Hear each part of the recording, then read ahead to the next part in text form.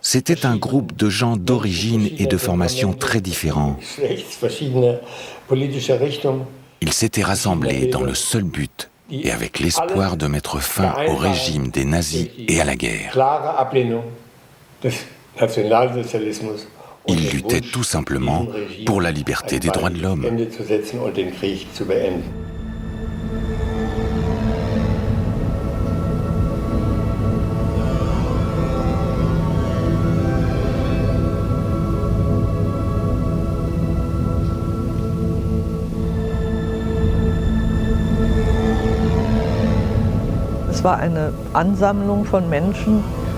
C'était des gens qui voulaient en finir avec cette guerre terrible.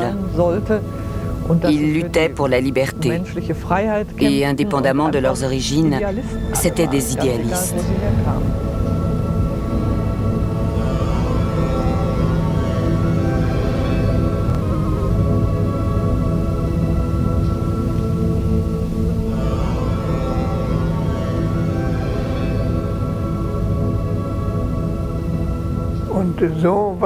J'étais de plus en plus convaincu que moi aussi, je devais faire quelque chose contre Hitler.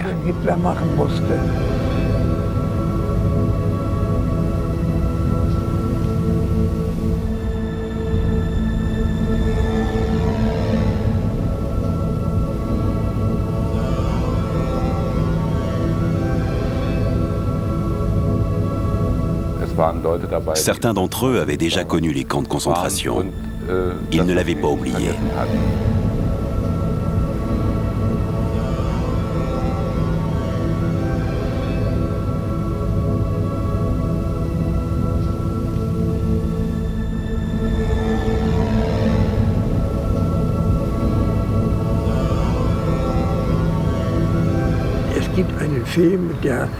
Il y a un film dont le titre correspondait à l'une des phrases préférées de Cato. Tout le monde parle, mais personne ne fait rien.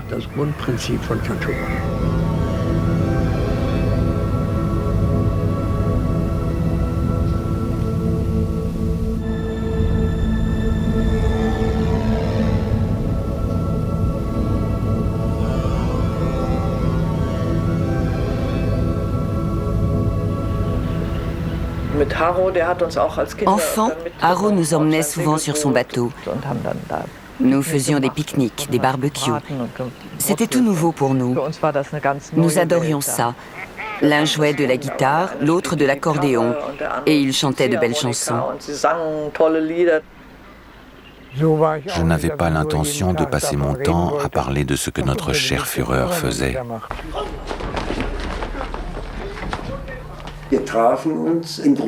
Un jour, nous faisions un pique-nique dans la forêt de Grunewald. Soudain, Kurt Schumacher disparut. Il s'entraînait à lancer une fausse grenade en bois et à courir ensuite.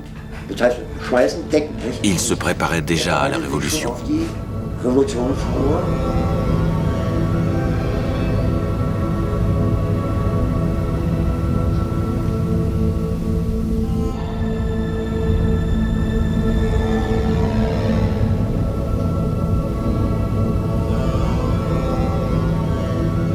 Il faisait partie de ces gens qui ne supportaient pas de vivre au milieu de ces uniformes.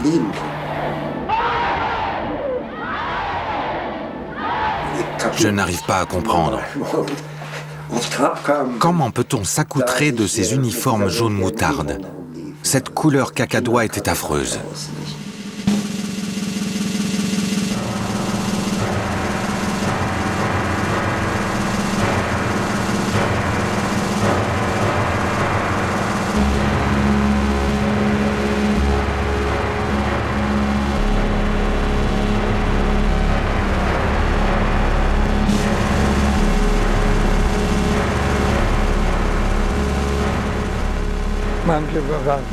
On ne pouvait pas juger les gens sur le seul fait qu'ils saluent Hitler ou non. Ils pouvaient tout aussi bien être des nazis, ou bien feindre l'opposition, ou simplement s'en ficher complètement. J'avais l'impression d'avoir constamment un gros nuage noir au-dessus de la tête. Je me sentais oppressée. La plupart des gens vivaient dans la peur, car ils pouvaient être arrêtés et punis à tout moment. Et ils ont été condamnés et exécutés, comme le pianiste Creighton, alors qu'il n'avait fait qu'une remarque désobligeante au sujet des nazis à une amie de sa mère. On était constamment en alerte. On faisait attention à tout. Personne ne parlait librement et ouvertement. On ne parlait pas aux gens qu'on ne connaissait pas.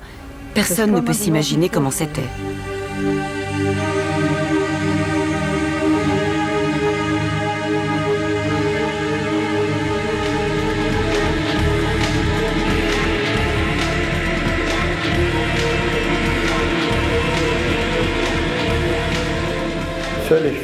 On ne pouvait parler librement que dans la salle de bain pendant que l'eau coulait ou au volant de sa voiture. Nous écoutions la BBC, la radio de Londres. Même aujourd'hui, je frémis quand j'entends le célèbre « boum boum boum boum ». On pouvait être condamné à mort juste pour avoir écouté. C'était un véritable crime.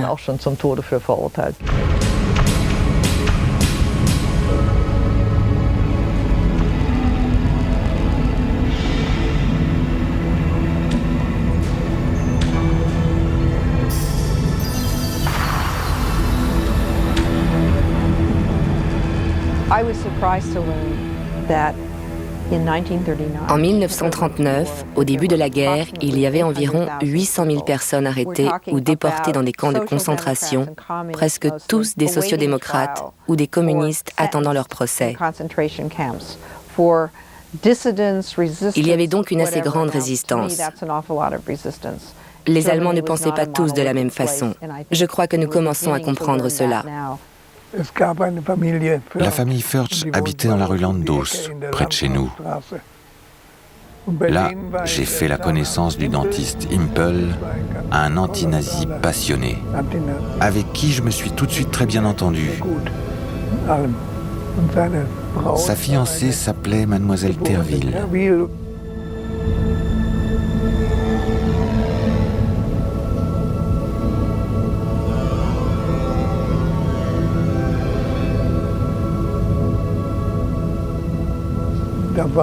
On faisait connaissance, on discutait ensemble. Et puis un jour, alors qu'on se trouvait seul à seul, il me demanda si je ne voulais pas travailler avec lui. Au début, je ne comprenais pas ce qu'il voulait dire, mais il ajouta « Je mets mon sort entre vos mains ». C'est alors que je compris, et je répondis « Oui, nous pouvons travailler ensemble ».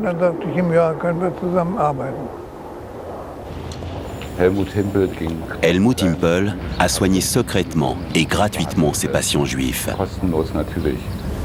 Helmut apportait souvent à manger à un architecte juif du nom de Nartlicht. Je me demandais comment il se procurait ses aliments, mais je crois qu'il faisait une sorte de collecte. Ma sœur devait porter l'étoile jaune. Un jour, elle se promenait avec Helmut Roloff quand tout d'un coup, un policier les aborda. Il lui dit « Tenez-vous à l'écart de cette femme, elle est juive ». Mais Helmut ne répondit même pas à cette propagande nazie et continua son chemin avec elle.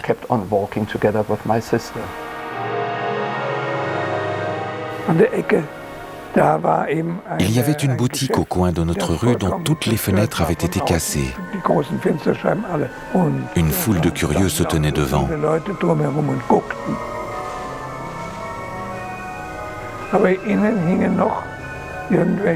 La famille juive se trouvait encore à l'intérieur, cachée derrière les rideaux. Tout à coup, leur fils d'environ 15 ou 16 ans regarda dehors.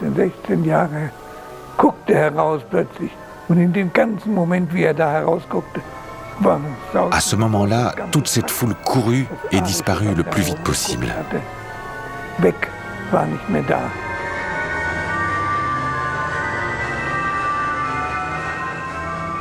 Vous voyez à quel point ils avaient peur, après avoir héroïquement détruit la boutique. J'étais dans le train de banlieue quand soudain j'ai vu que la synagogue de la rue Fasanen était en flammes. Le feu était très important. Tout le monde pouvait le voir, mais personne ne disait rien. Je me suis énervée, j'ai crié « Pourquoi personne n'arrive pour éteindre le feu? Je ne vois pas les pompiers. » Mais les autres passagers restaient muets. Personne ne regardait, personne ne disait un mot. Ça m'a profondément choquée.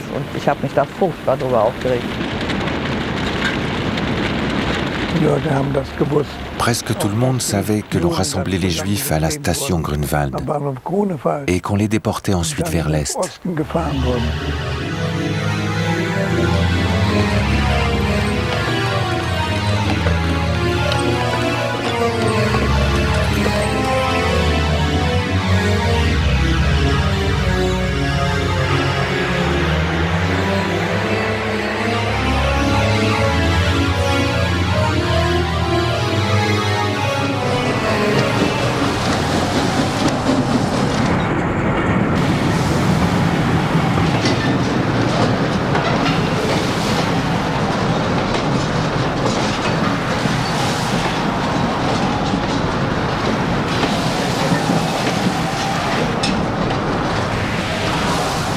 Comment pouvait-il savoir? Les gens en parlaient, certains l'ont découvert par hasard, et sinon c'était du bouche à oreille. Un employé des chemins de fer l'avait vu et le raconta à sa femme, qui le dit à sa mère ou à sa tante, et c'est comme ça que l'information circulait. Quand les gens disparaissaient ou mouraient, on s'en apercevait, car c'était parfois de bons amis. Nous avons fait une demande de visa pour les États-Unis. On nous a dit, vous devrez attendre 8 ans environ. Cela nous aurait menés en 1944. À cette époque, mes parents avaient déjà été assassinés. Ma sœur vivait cachée et avait survécu. Et moi, j'étais parti en Angleterre avec le convoi d'enfants.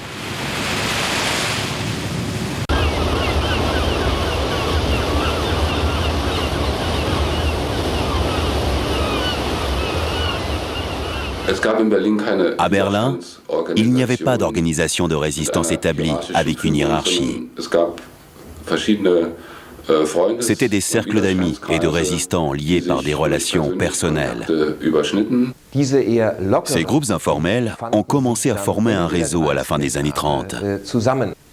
Leur figure centrale était Schulze Boysen, un officier de l'armée de l'air, et Arvid Harnack.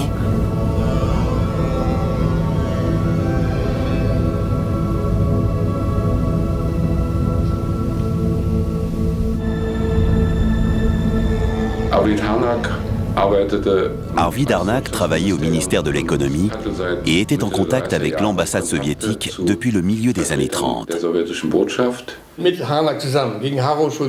Au début de l'année 1941, Harnack et Schulze-Boysen ont informé l'ambassade soviétique qu'une attaque d'Hitler contre l'Union soviétique était imminente. Arvid Harnack ne se considérait pas comme un traître. Il voulait dénoncer les nazis qui, eux, étaient les vrais traîtres.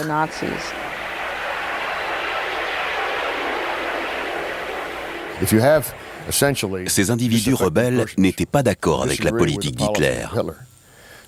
Alors forcément, ils luttaient contre lui par tous les moyens, y compris en faisant passer des informations à quiconque était son ennemi.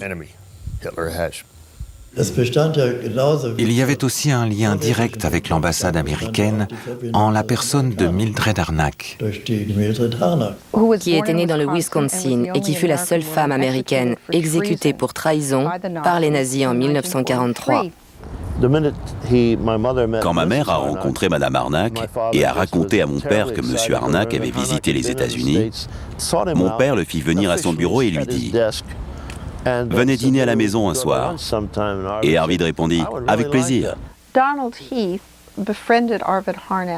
Heath est devenu ami avec Arvid Harnack en 1938 Il était le premier secrétaire de l'ambassade américaine à Berlin et aussi chargé de trouver des informations pour Henry Morgenthau, ministre des Finances des États-Unis. Un jour, nous étions dans la banlieue de Berlin. Nous nous promenions en forêt avec Arvid et Mildred. En écoutant la conversation, je me disais: mon père et Arvid sont de bons amis. Ils se disputent, ils se traitent de tous les noms. J'ai compris que leur entretien était secret. Une fois rentré à la maison, mon père m'a dit de ne rien raconter à personne, de ne pas dire où nous allions, qui nous fréquentions ou qui nous appelait au téléphone. En fait, l'objectif premier de mon père, c'était d'obtenir des détails sur la préparation de l'invasion russe. Schulze-Boysen possédait des informations sur les vols de reconnaissance près de la frontière soviétique et sur les mouvements de troupes. Arnack, lui, se procurait des informations sur les préparatifs de la guerre au niveau économique.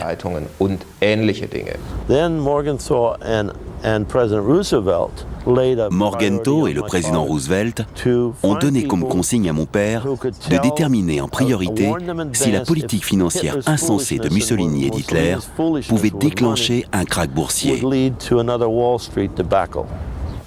Donald Heath et Arvid Arnack sont devenus très proches. Un jour, Arvid nous expliqua son point de vue. Il pensait pouvoir être un lien entre les États-Unis et les Russes sur place en Allemagne. Il nous dit: je les comprends et eux ils me comprennent.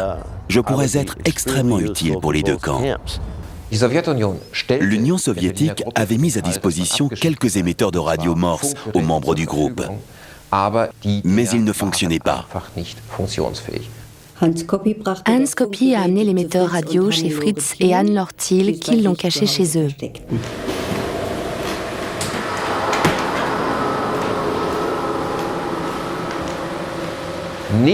Outre ce service d'information et de renseignement, on s'occupait d'autres activités de résistance ici à Berlin. Coller des affiches par exemple, distribuer des articles informant sur les crimes au front de l'Est et sur le terrain, apporter de l'aide aux personnes persécutées. Je sais que mon père a aidé beaucoup de gens à quitter l'Allemagne pour l'Amérique, où il avait des relations.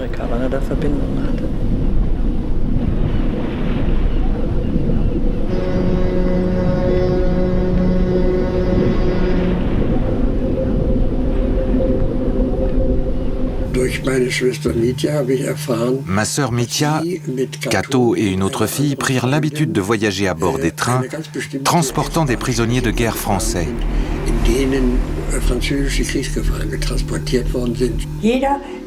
Tout contact avec des étrangers était interdit. Mais nous allions contre cette interdiction.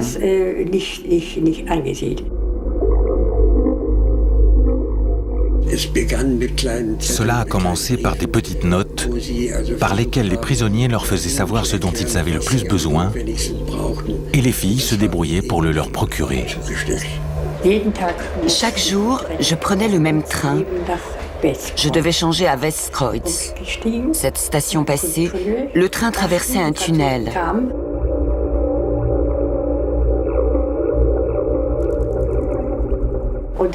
J'attendais l'arrivée des Français, me mélangeais rapidement au groupe.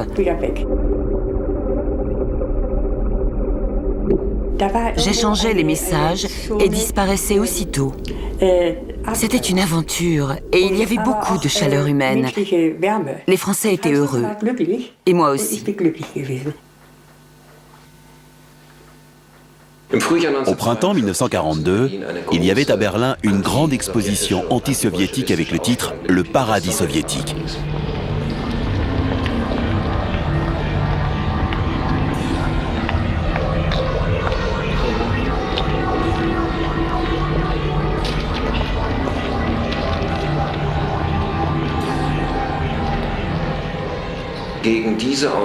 Les membres de l'Orchestre Rouge voulaient protester et coller des affiches sur lesquelles on pouvait lire « Le paradis nazi, guerre, faim, mensonge, Gestapo. Pour combien de temps encore ?» Ils allaient toujours par deux, feignant un couple amoureux, et les filles collaient les affiches.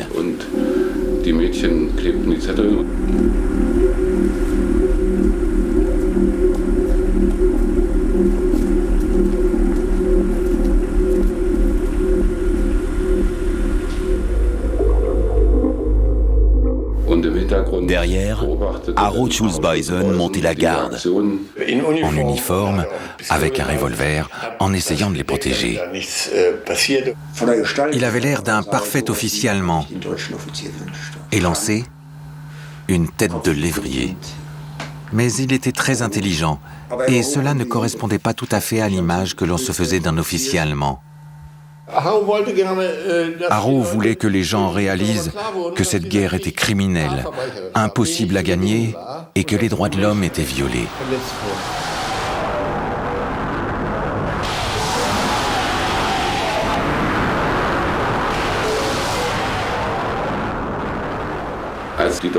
Quand les troupes allemandes ont essuyé leur première défaite près de Moscou, le groupe a commencé à écrire et à distribuer des tracts. Schulze-Buysen rapporta des journaux étrangers, suisses et espagnols, sur la situation de guerre. Il prenait des risques, mais il nous donnait des informations précieuses.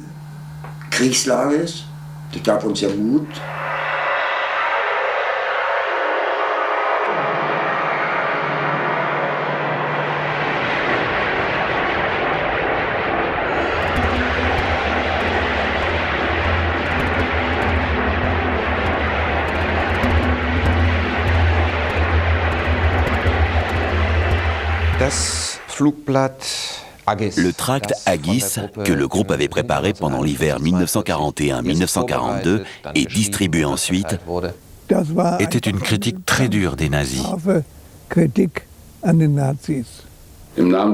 Au nom du Reich, citoyens et prisonniers ont été atrocement brutalisés et torturés. Chaque jour de guerre a son lot de nouvelles souffrances et de sacrifices inimaginables et indescriptibles. Chaque jour, la facture augmente. Au final, chacun de nous paiera pour toutes ces horreurs. Que peut faire chaque individu pour montrer sa libre volonté ? Chacun devrait faire exactement le contraire de ce que l'État lui demande. Les tracts ont été envoyés à des gens connus et puissants, dont ils avaient trouvé les adresses dans des annuaires et dans des carnets secrets.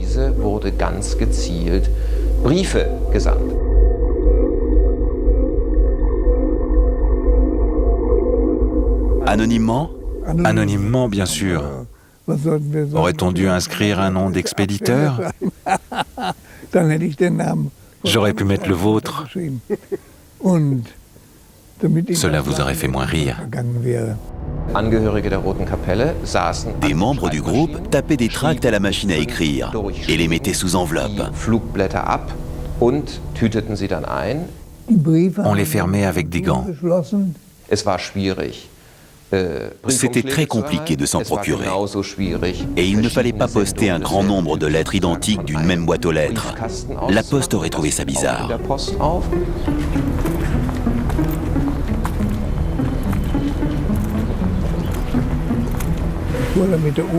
De chez nous, je prenais le métro pour Tilplatz.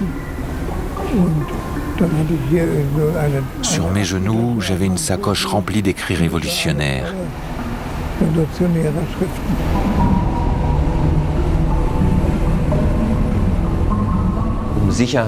Pour des raisons de sécurité, il était absolument nécessaire que les membres du groupe ne se connaissent pas tous.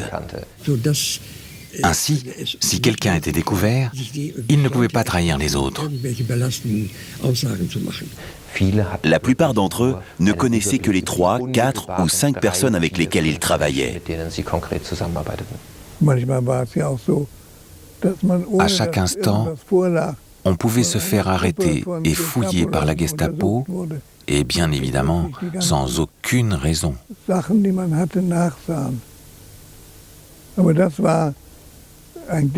Mais ce n'était pas dans notre état d'esprit de penser à ce qui pouvait nous arriver. On restait concentré.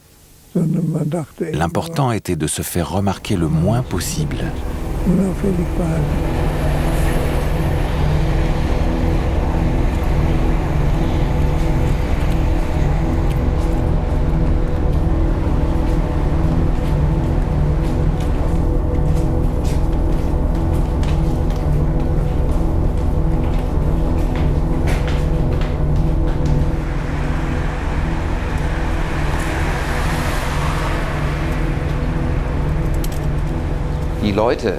Les destinataires des tracts ne les ont pas seulement lus puis jetés. La plupart les ont donnés à la Gestapo ou à la police.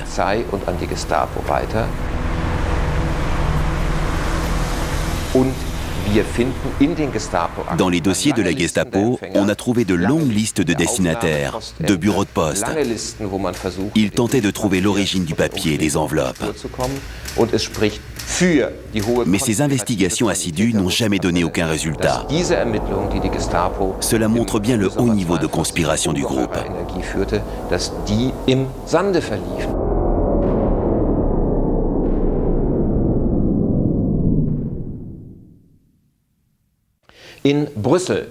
Un agent du service d'information soviétique vivait à Bruxelles. À l'automne 1941, il reçut un message radio télégraphié de Moscou qui était destiné à Berlin. Parce qu'il n'y avait pas de communication radio entre Berlin et Moscou. Le message contenait les noms et les adresses codées de 3 membres de l'Orchestre Rouge, ici à Berlin. Une fois que la Gestapo eut démantelé les réseaux de l'Orchestre Rouge, à Bruxelles et à Paris, elle put les décoder.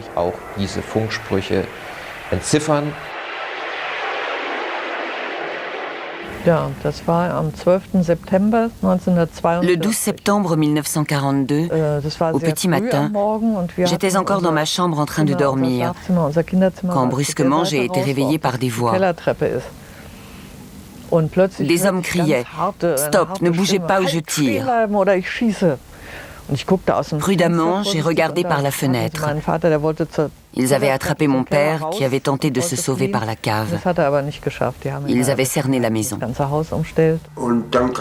La Gestapo est venue fouiller la maison le 16 septembre 1942. Ils avaient mis un homme par pièce.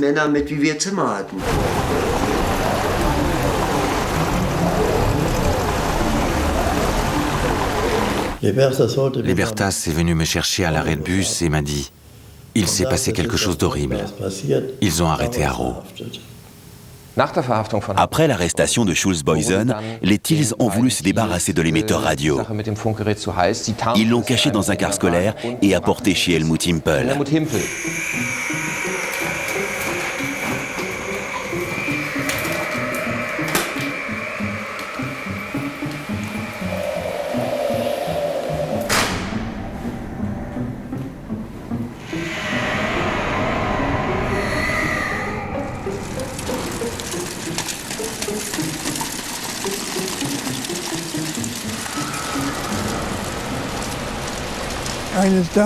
Un jour, mademoiselle Terville, la fiancée de Himpel, m'a appelé et m'a demandé de venir vite.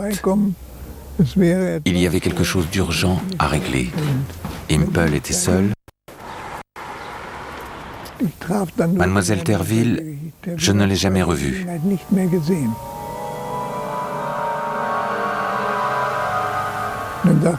Il m'a dit « Prenez ceci et cachez-le chez vous ». Aurais-je dû répondre « Ce n'est pas possible, mes parents ne sont pas au courant. Cela aurait été ridicule. » Ainsi, j'ai pris la valise et comme personne ne m'a ni arrêté ni contrôlé, je suis rentré sain et sauf.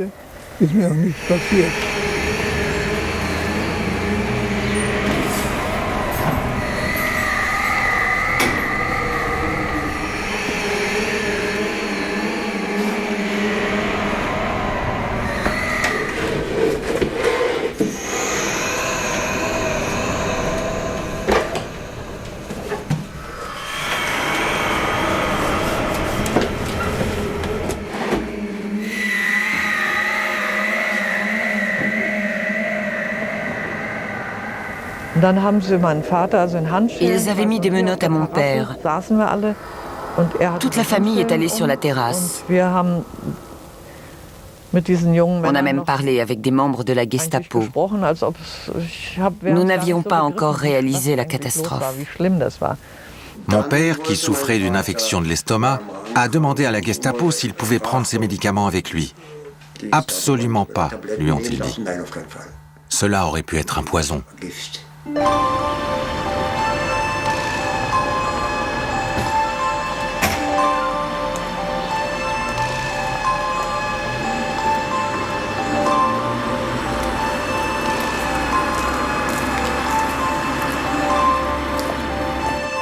Ma mère, une tante et moi, nous prenions le thé quand on a sonné à la porte.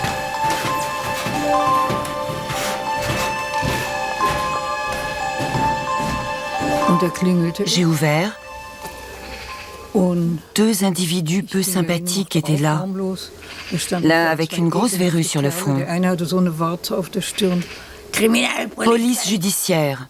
Qu'est-ce que vous voulez, ai-je demandé. Votre frère est-il là? J'ai répondu que non. Ils m'ont demandé où il était. J'ai dit que je ne savais pas. J'aurais dû leur dire je ne suis pas sa babysitter. Ils m'ont demandé où se trouvait sa chambre. Ils m'ont écarté du passage et sont tout simplement entrés. Peu après, mon frère est revenu. Nous cherchons une valise. J'ai répondu, quelle valise? Ils ont dit, ne mentez pas. Monsieur Himpel nous a tout raconté. C'était bête de leur part, car ainsi je savais qu'ils avaient arrêté Himpel. Il n'était plus nécessaire de nier. J'ai dit, ah, cette valise. Il n'avait jamais ouvert cette valise. Parce que je ne le pouvais pas. Je n'avais pas la clé et cela m'a sauvé la vie. Nous avons attendu un long moment, totalement cloués par la peur. Finalement, Helmut est sorti de sa chambre avec les 2 types derrière lui.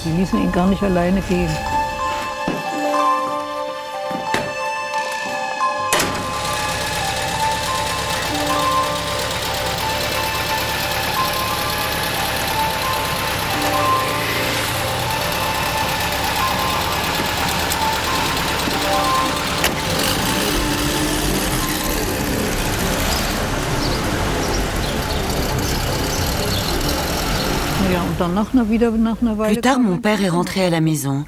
On lui a raconté ce qui s'était passé. Et là, j'ai eu peur pour lui. Il s'est assis à son bureau, couvrant ses yeux à l'aide de ses mains, et les larmes coulaient entre ses doigts. Je n'avais jamais vu mon père pleurer, c'était terrible.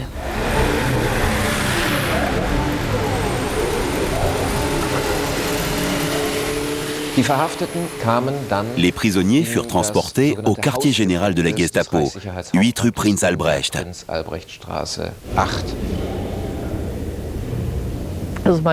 Mon père et ma sœur étaient rue Prinz Albrecht, tandis que ma mère et moi étions à Alexanderplatz.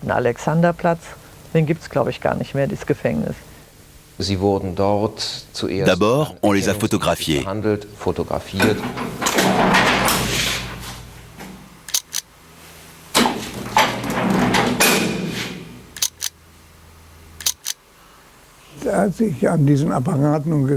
Sur place, j'ai commencé à développer une stratégie, car j'imaginais qu'ils allaient me poser un tas de questions. Qu'est-ce qui te passait par la tête? Comment je vais pouvoir m'en tirer? Qu'est-ce que je peux dire qui soit plausible et qui ne trahisse pas les autres?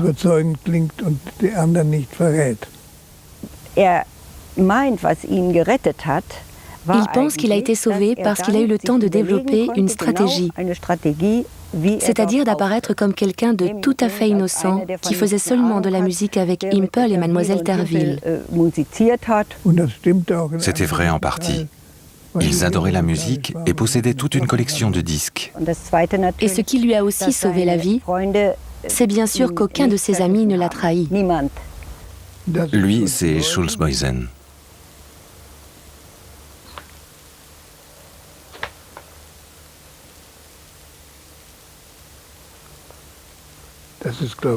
Lui, c'est Groundens, je pense.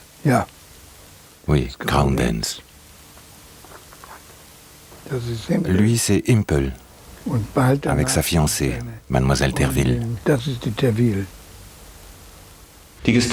En automne 1942, la Gestapo a arrêté plus de 100 personnes du groupe qu'elle avait baptisé l'Orchestre Rouge.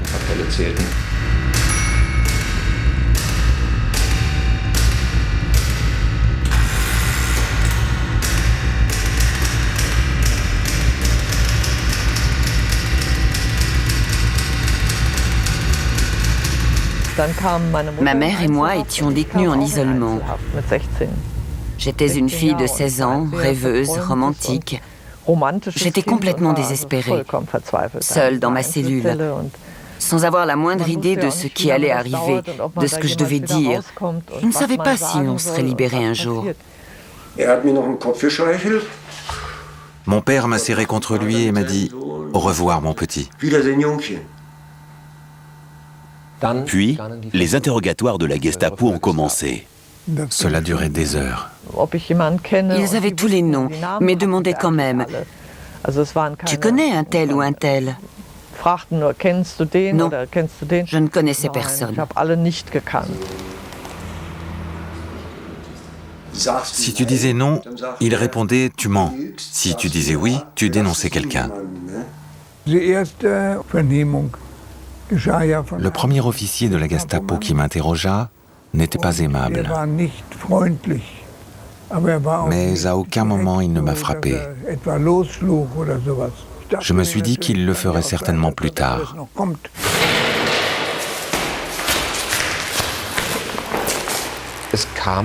Mais déjà, pendant ces premiers interrogatoires, certaines personnes ont été battues et torturées. Les secrétaires faisaient semblant de ne rien voir quand l'officier de la Gestapo commençait à donner des coups.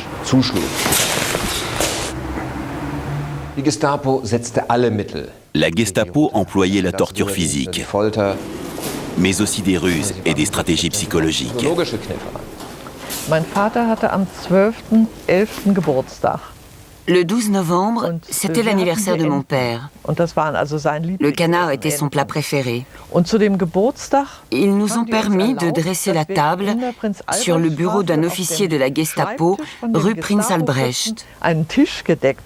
Nous avons donc rôti le canard chez nous à la maison. On nous avait relâchés peu avant.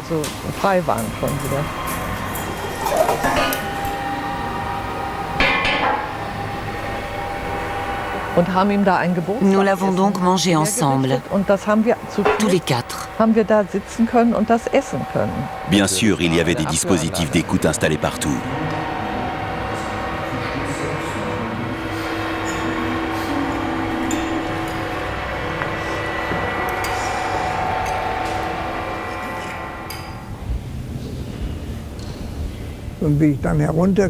Quand ils m'ont reconduit dans ma cellule,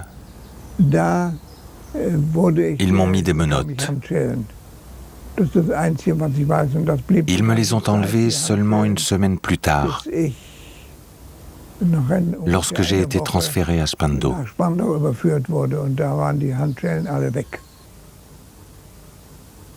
As-tu dormi avec ces menottes? Bien sûr. Je n'allais pas passer une semaine sans dormir.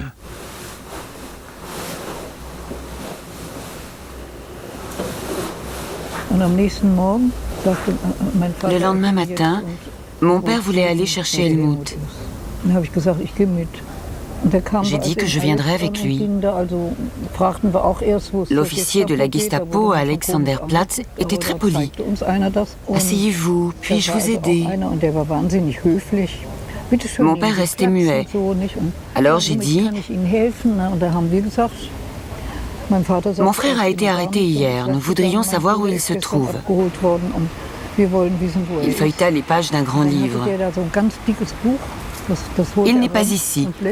Allez rue Prinz Albrecht. C'est là que l'on enferme les cas les plus sérieux. » Là, il y avait une sonnette, comme s'il s'agissait d'une maison quelconque. J'ai sonné et qui a ouvert? Le type avec la verrue sur le front. Lui aussi très poli.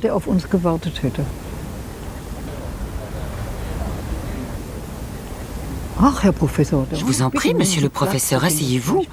Comment votre fils a-t-il pu faire une chose pareille? Mon père a dit, mais qu'est-ce qu'il a donc fait? Nous ne savons rien. Vous ne savez rien. Et moi, agacée, j'ai crié, je vous ai déjà dit que nous ne connaissons rien de la vie privée de mon frère. Rien du tout.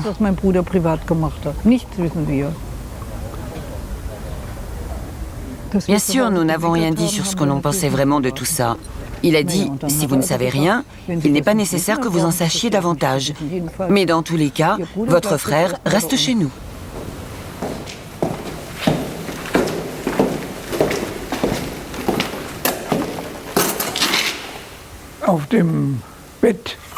Le lit fourmillait de punaises et d'insectes en tout genre. Si on voulait se coucher, il fallait d'abord chasser tout ce petit monde. Les punaises nous mordaient partout et nous nous sommes plaintes. Bizarrement, nous étions incarcérés dans une prison d'hommes. Et le gardien nous a répondu « Ces petites bêtes comptent sur vous pour pouvoir se nourrir ». Cette phrase, je ne l'ai jamais oubliée. Il y avait tellement de femmes tout d'un coup qu'ils ont décidé de les installer au 5e étage d'une prison d'hommes. Moi, j'étais au 4e étage.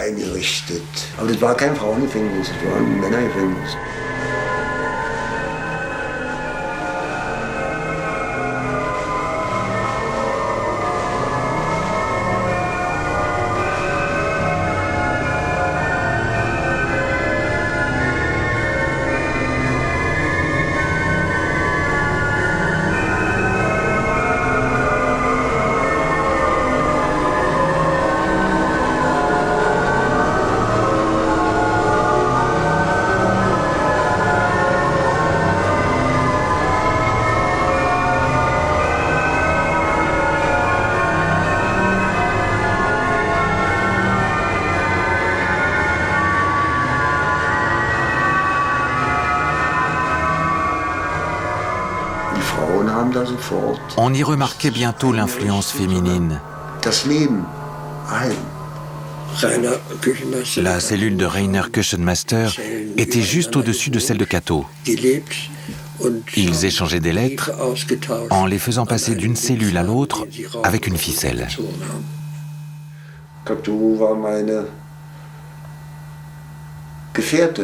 Cato est devenue ma partenaire. Elle faisait partie de ma vie et je lui appartenais. Il était important dans cette situation d'avoir quelqu'un à qui se confier. Plus tard, au camp de concentration, j'ai tout de suite cherché quelqu'un avec qui partager des choses. Le seul moyen de garder sa dignité d'être humain, c'était d'aider quelqu'un d'autre. Ma mère était emprisonnée avec Cato et elle m'a raconté qu'elle sifflait la mélodie « Les pensées sont libres » à travers sa fenêtre ouverte. Cela rendait les autres prisonniers heureux. Chaque samedi, ma sœur et moi, nous allions rue Prinz Albrecht. Nous préparions un bon petit plat pour Helmut.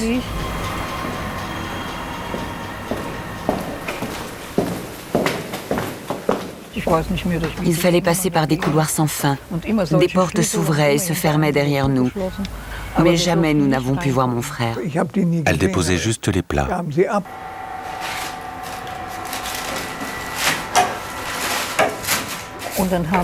Ils fouillaient la nourriture avec leurs couteaux dégoûtants. Elle pouvait contenir l'ennemi. C'était tellement infâme, ils fouillaient en notre présence. Le plat de nourriture scellé, nous étions autorisés à l'apporter à la prison de Spandau.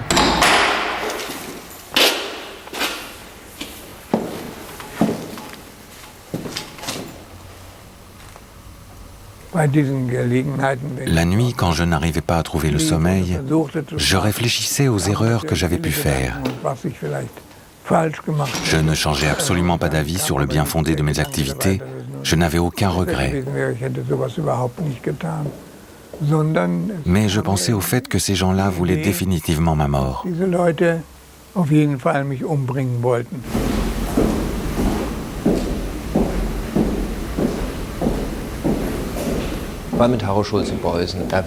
Puisque des membres de l'armée étaient impliqués, l'administration des nazis décida que le procès aurait lieu devant un tribunal militaire, même pour les civils, même pour les femmes. J'ai décidé de contacter Impel pour savoir ce qu'il leur avait dit. Pour me couvrir, j'ai écrit une accusation. Cher Monsieur Impel, comment avez-vous pu dire que nous avions parlé de politique, étant donné que nous ne faisions que jouer de la musique ensemble? J'étais sûr qu'il comprendrait.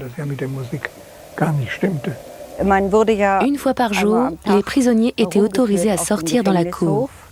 On devait marcher par ordre de nos numéros de cellule. Puisque la mienne était loin de celle de Impel,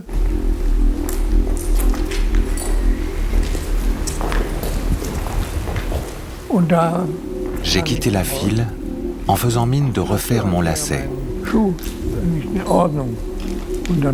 Quand Impel est arrivé à ma hauteur, je me suis juste mis devant lui.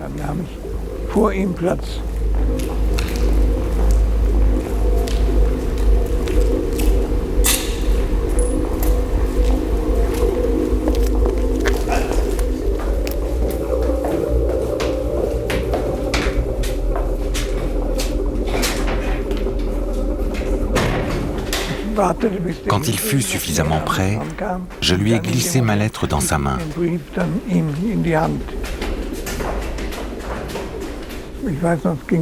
Je me souviendrai toujours comment mon cœur battait à ce moment-là.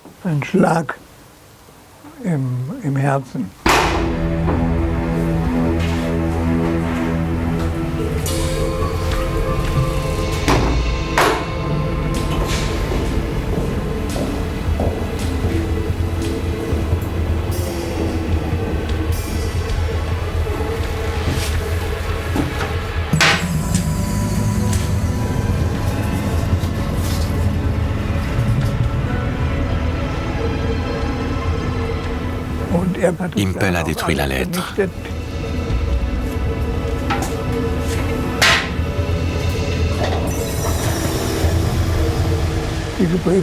On n'a jamais retrouvé nos messages.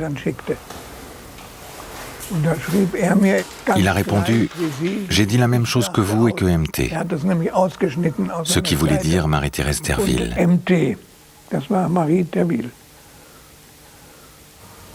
Il avait découpé et collé des lettres d'un journal. Je me sentais soulagé. J'avais peut-être une chance de ne pas être exécuté tout de suite. Au tribunal militaire travaillait un jeune procureur très ambitieux, un certain Monsieur Roeder. Peu satisfait par les résultats de la Gestapo, il interrogeait lui-même les membres du groupe et aussi leurs familles une nouvelle fois. Impel m'avait écrit « Il me fait assez bonne impression ». Malheureusement, il s'est avéré plus tard qu'il avait tort. Moi aussi, j'étais d'abord agréablement surpris, mais je me méfiais. Je lui ai raconté que Impel était membre d'une confrérie d'étudiants et que cela signifiait toujours être un bon patriote qui ne conspirait pas contre l'État. Mais Roeder ne s'intéressait pas à ce que je disais. Il me prenait pour un imbécile. Et c'était exactement ce que je voulais.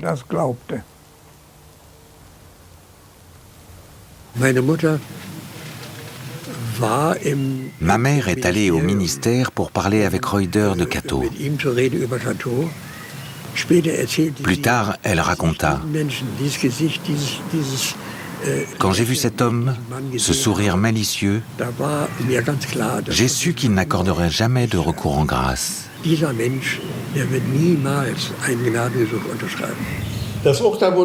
furent condamnés à mort le 19 décembre et la première exécution eut lieu le 22 décembre. Ils n'ont pas perdu de temps. Cela n'avait rien à voir avec une procédure judiciaire en règle. Mildred Harnack n'avait pas été autorisée à appeler des témoins. Des dépositions avaient été obtenues sous la torture et on leur avait interdit de consulter un avocat. Quelques avocats commis d'office étaient admis. Ils n'ont vu leurs clients qu'1 jour avant le procès ou le jour même, pendant environ 5 minutes.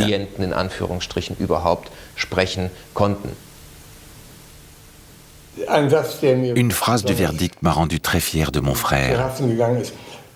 Schulze-Boysen n'a jamais servi honnêtement l'État national-socialiste.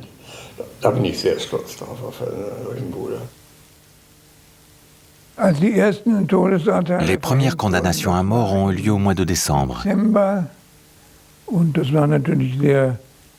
Et c'était horrible de l'apprendre, enfermé dans sa cellule. Oui, mon cher Rainer, la peine de mort requise par le procureur a été un véritable choc. Mais j'aime tellement la vie et les hommes que je ne peux croire que ce soit vrai. Puis elle m'a écrit « Ils l'ont vraiment fait. Ils m'ont condamné à mort. »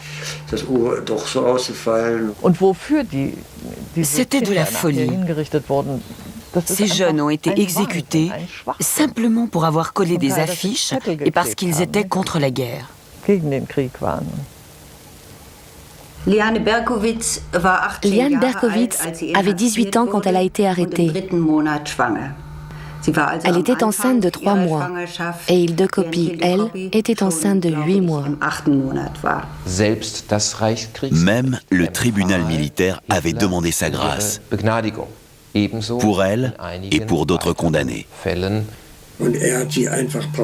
Hitler avait rejeté toutes les demandes en grâce d'un trait de plume.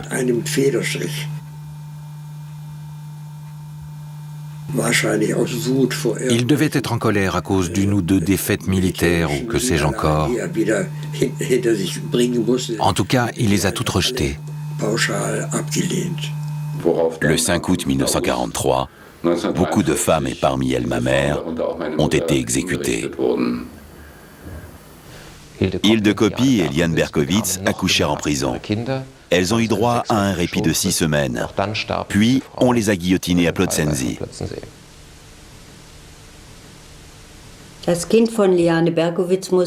Le bébé de Liane Berkowitz a été transporté dans un hôpital où il mourut peu après.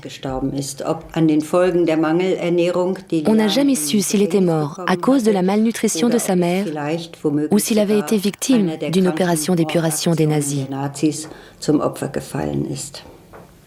Le procès contre Himpel a eu lieu en janvier. À son retour, il avait des menottes aux poignets. C'était l'usage pour les condamnés à mort.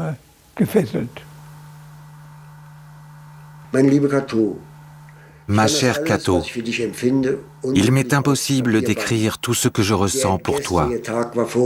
La journée d'hier a été terrible pour moi. Après le verdict, j'étais hors de moi. Mais quand j'ai entendu ta voix, Cato, je me suis calmé. Mon cher Rainer, quel merveilleux garçon tu es.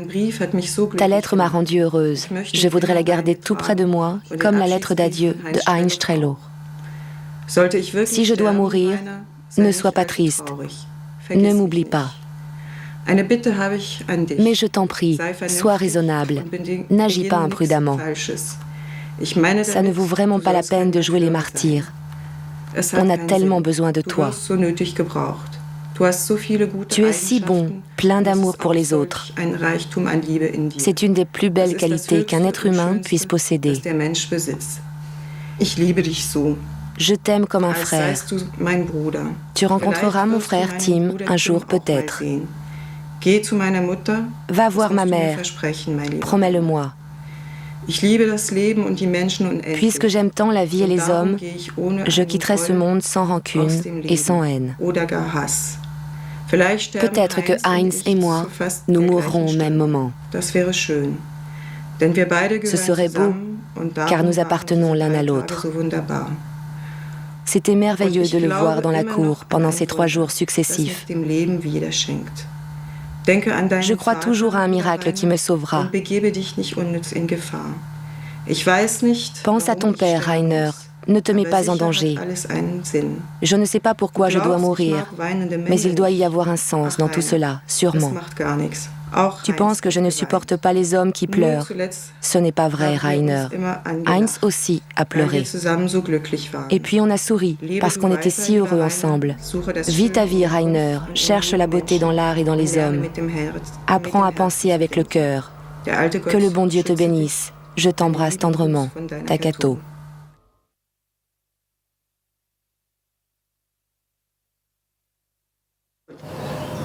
Je suis allé à Berlin et j'ai vu Cato dans sa cellule de condamnés à mort. Elle portait un brassard avec le sigle TK, qui signifiait la condamnation à mort. Je lui ai dit, Cato, tu rentreras bientôt. Elle hocha la tête et me montra son brassard avec les lettres TK, Todeskandidat, ou condamné à mort. Cato n'arrêtait pas de pleurer. Et moi aussi, j'avais la gorge serrée, bien sûr. Que peut-on dire à quelqu'un qui va affronter la mort ?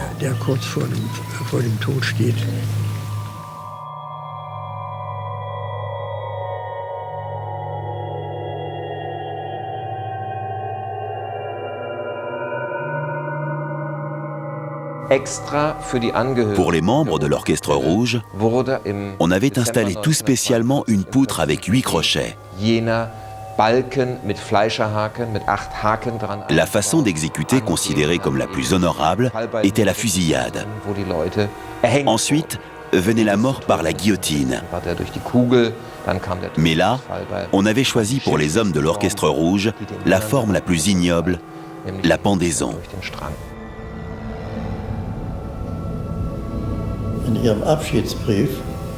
Dans sa lettre d'adieu, Libertas écrivait «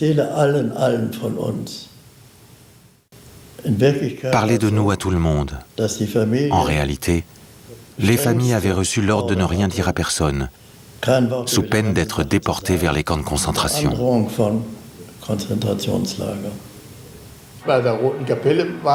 Hitler et les nazis ne voulaient absolument pas que le monde ait connaissance de l'existence de l'Orchestre Rouge. Ils ne voulaient pas que l'on sache qu'il y avait des tas d'honnêtes gens qui n'étaient pas d'accord avec ce système et qui essayaient de les empêcher de continuer.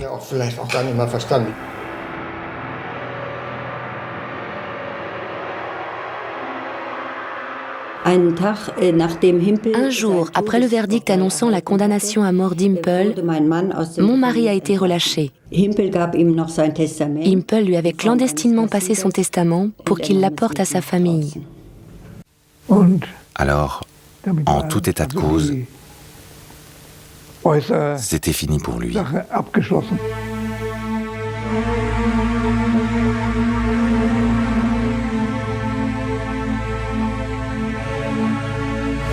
La porte s'ouvrit.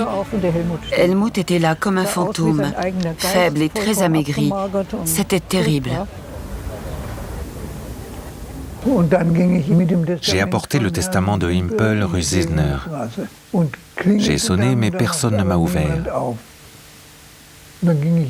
Sur le palier, j'ai rencontré Terville, le docteur Terville. Il m'a demandé si sa mère m'avait ouvert la porte. J'ai dit non, et soulagé, il me raconta qu'il n'avait pas pu dire à sa mère que sa sœur avait été exécutée, mais qu'il avait dit qu'elle était partie en Suisse avec Impel.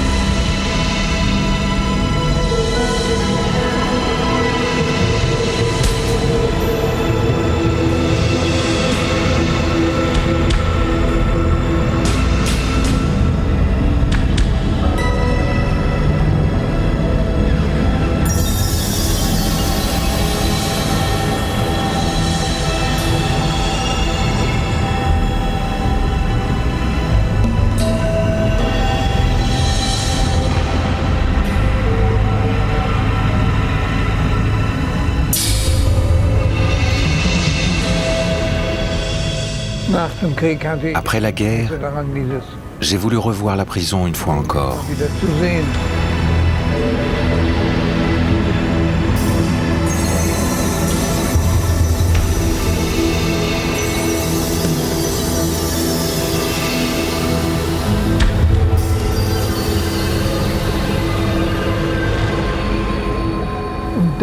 Une fois à l'intérieur, j'ai entendu une voix familière en train de crier aux prisonniers.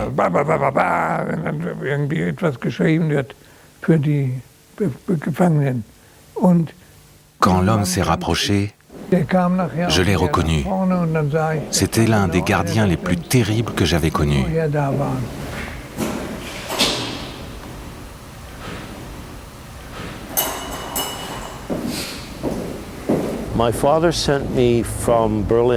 Mon père m'a écrit de Berlin pour me faire part de la tristesse qu'il avait ressentie en apprenant l'exécution d'Arvid et de Mildred. Il était profondément choqué. C'était en quelle année? C'était en 1945, quand les Alliés ont pu entrer dans Berlin. Il a tout de suite commencé à chercher ses amis et ça l'a traumatisé. Il me l'a écrit. Il était très triste de les avoir perdus. Quand j'étais petit, je regardais souvent des photos de mes parents et j'essayais de les imaginer vivants. C'était difficile car les personnes sur les photos ne bougeaient pas et les films n'existaient pas non plus à l'époque. Puis, il y a quelques années, j'ai vu un document que mon père avait rempli peu avant son exécution. On pouvait y lire qu'il mesurait 1,86 m. Mes grands-parents m'avaient toujours dit qu'il mesurait 1,96 m. Jusqu'à ce jour, j'imaginais que je devais lever les yeux pour le regarder. Mais là, j'ai compris que nous faisions la même taille.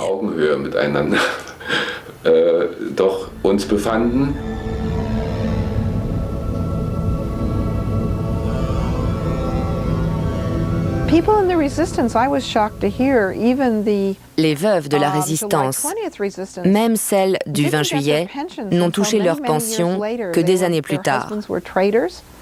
Leurs maris étaient toujours considérés comme des traîtres, bien qu'ils aient lutté contre Hitler. En revanche, les veuves des SS recevaient leur pension ponctuellement. Je me souviens que ma sœur Anne-Marie m'a dit que le gouvernement allemand lui avait versé une compensation de $25 par mois pour toutes les souffrances qu'elle avait subies lorsqu'elle vivait cachée à Berlin. Et cette somme de $25 devait compenser en même temps la mort de nos parents. On appelait ça compensation. Quelle idiotie. On ne peut pas compenser une chose pareille. J'ai reçu 5 marks pour chaque jour passé au camp et je me suis dit, dommage que je n'y ai pas passé 10 ans. Comme ça, j'aurais pu me payer quelques bières de plus. Le fonctionnaire qui s'occupait de mon dossier avait été officiellement innocenté de tout acte nazi. Il m'a fait remplir un questionnaire. Concernant mon père, j'ai écrit « exécuté » et il m'a engueulé. Pour mort, on ne donne rien. Ça m'a profondément blessé et j'ai quitté le pays peu après. À Berlin-Ouest, nous avions peur d'admettre notre appartenance à l'Orchestre Rouge. J'avais toujours le sentiment et l'impression que les nazis se trouvaient encore parmi nous, qu'ils occupaient des postes importants. Cette peur ne m'a jamais quittée. Elle est encore présente aujourd'hui. Beaucoup de gens étaient toujours secrètement partisans des nazis. Après la guerre, ils n'étaient pas devenus démocrates du jour au lendemain.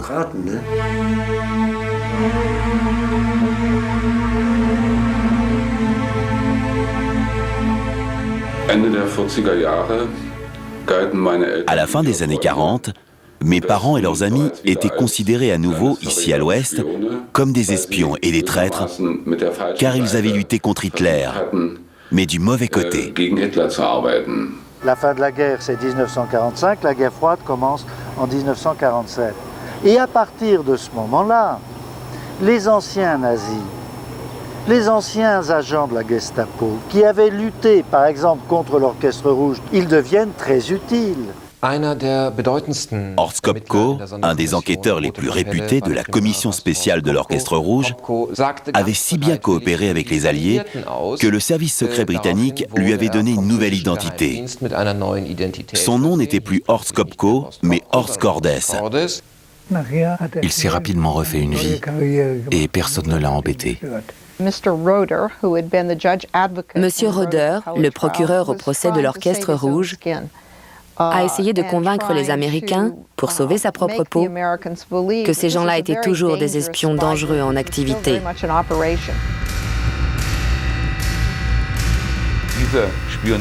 Cette phobie des espions était continuellement nourrie par la guerre froide. Le nom Orchestre Rouge, inventé par la Gestapo, devenait synonyme d'espions soviétiques.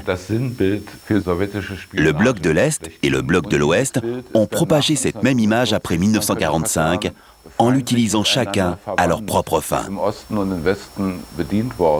Heinz Höhne, journaliste du Spiegel, magazine politique de l'Ouest, avait créé l'image parfaite d'un groupe d'espions en contact radiotélégraphié régulier avec Moscou. Comment avez-vous su qu'ils avaient envoyé 500 messages ?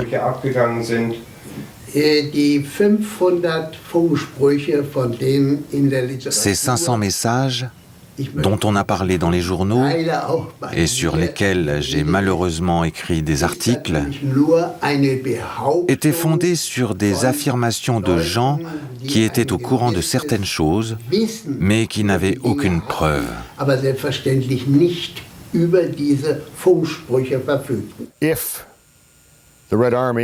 Si l'armée rouge avait réellement eu ses contacts avec l'Orchestre Rouge et toutes ces informations à disposition, elle aurait pu réagir de façon nettement plus efficace aux attaques allemandes.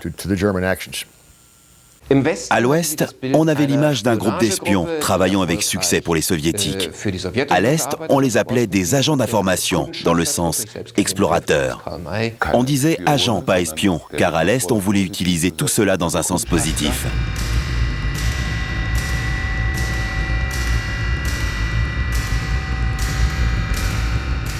Le chef de la sécurité de l'État, la Stasi, décrivait l'Orchestre Rouge comme une sorte d'ancêtre du ministère de la Sécurité de la DDR.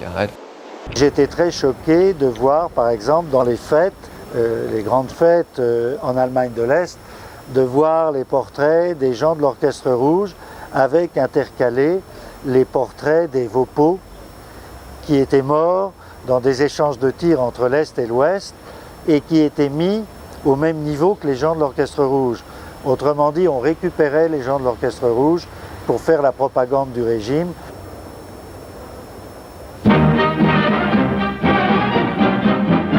Communism in reality is not a political party. It is a way of life, an evil and malignant way of life. It reveals a condition akin to disease that spreads like an epidemic. And like an epidemic, a quarantine is necessary to keep it from infecting this nation. En 1945-46, le CIC, prédécesseur de la CIA, a commencé à constituer des dossiers sur chaque membre de l'Orchestre Rouge.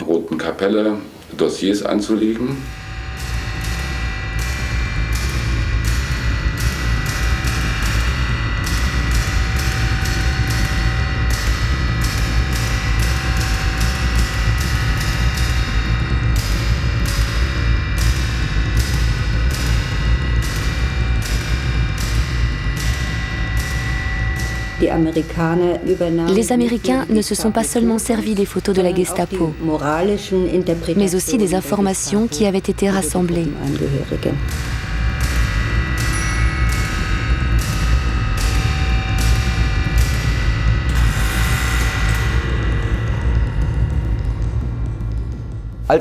Des survivants de l'Orchestre Rouge intentaient un procès contre Rauder pour les nombreuses condamnations à mort qu'ils avaient requises. Le